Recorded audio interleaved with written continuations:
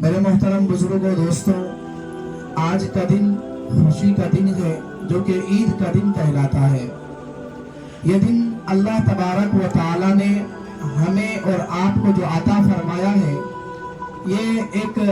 اللہ تبارک و تعالی کی بڑا عطا کردہ حسین تحفے کے بعد عطا فرمایا ہے۔ جیسا کہ اللہ تبارک و تعالی نے رمضان مبارک کا مہینے کا روزے ہمارے اور آپ پر فرض کیا، اور پھر اس کے بعد اللہ تبارک و تعالی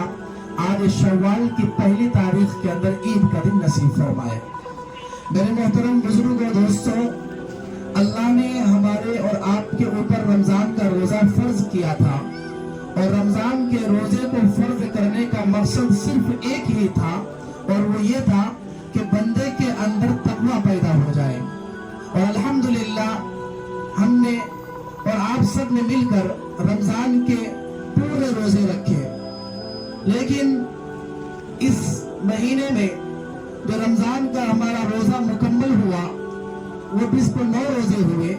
بہت سارے حضرات یہ 29 روزے یا 30 روزے کے اندر اختلاف اور کچھ باتیں کرنے لگتے ہیں کہ حدیث پاک سے معلوم ہوتا ہے کہ آپ صلی اللہ علیہ وسلم کی پوری حیات مبارکہ میں 9 مرتبہ رمضان مبارک کا مہینہ آیا۔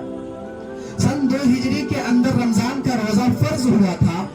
اب یقین مانے کہ آپ صلی اللہ علیہ وسلم کی پوری زندگی کے اندر 9 مرتبہ رمضان کا مہینہ آیا، لیکن ان 9 مرتبہ میں سے 3 دفعہ آپ صلی اللہ علیہ وسلم کو 30 روزے میسر ہوئے، اور ان میں سے تقریباً 6 یا 7 صلی اللہ علیہ وسلم کو 29 روزے ہی ملے۔ اور اس میں آپ صلی اللہ علیہ وسلم نے اپنے صحابہ سے فرمایا، اے میرے صحابہ، تمہیں غم زدہ ہونے کی ضرورت نہیں ہے، تمہیں تکلیف زدہ ہونے کی ضرورت نہیں ہے، تمہیں نم دیدہ ہونے کی ضرورت نہیں ہے۔ اگرچہ 20 پر 9 روزے مکمل ہو گئے، لیکن ثواب 30 کا ملے گا، یعنی ایک روزہ جو ہمارا کم ہو گیا، اللہ تبارک و تعالیٰ اس کے بدلے میں ہمیں خود سے اجر عظیم عطا فرما دیں گے۔ اور اللہ کے رسول صلی اللہ علیہ وسلم نے فرمایا کہ وہ ایک روزہ یعنی 29 روزہ بندہ رکھا اور ایک روزہ اللہ کی طرف سے ملا۔ ہمارے نبی نے قسم کھا کر فرمایا کہ اے میری امتی، وہ ایک روزہ جو اللہ کی طرف سے تمہیں نصیب ہوا ہے، جو تمہیں ملا ہے، اس روزے کی صدقے طفیل اللہ 29 روزے کو قبول فرمائے گا،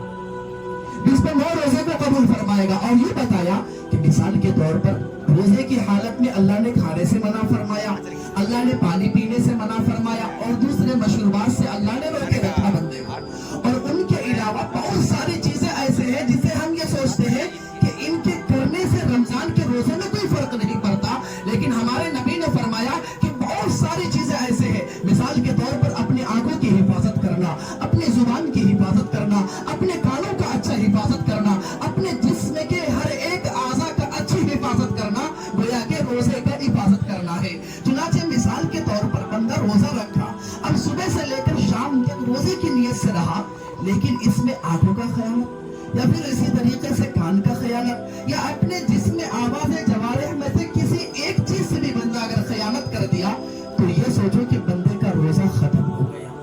تو 29 روزے ہم نے رکھے، تو اس میں کمی بیشی گنجائش ہے، کمی بیشی ہو گئی ہوگی بندے کی طرف سے، لیکن وہ ایک روزہ جو اللہ بندے کو ڈائریکٹ عطا کرتا ہے، تو اس میں کوئی شک اور شبہ نہیں ہے، وہ تو ضرور قبول فرمائے گا۔ اور اس وجہ سے کہ وہ اللہ دے رہا ہے، اور بندے کو جس طریقے سے روزہ رکھنا تھا، روزے کا جو طور طریق تھے، روزے کا جو حق اور حقوق تھا، وہ اللہ تبارک و تعالیٰ پورے چیزیں اس روزے میں عطا فرمائے گا۔ تو وہ ایک روزہ جو اللہ کی طرف سے بندے کو نصیب ہوگا، اس ایک روزے کے صدقے طفیل اللہ 29 روزے کو قبول فرمائے گا۔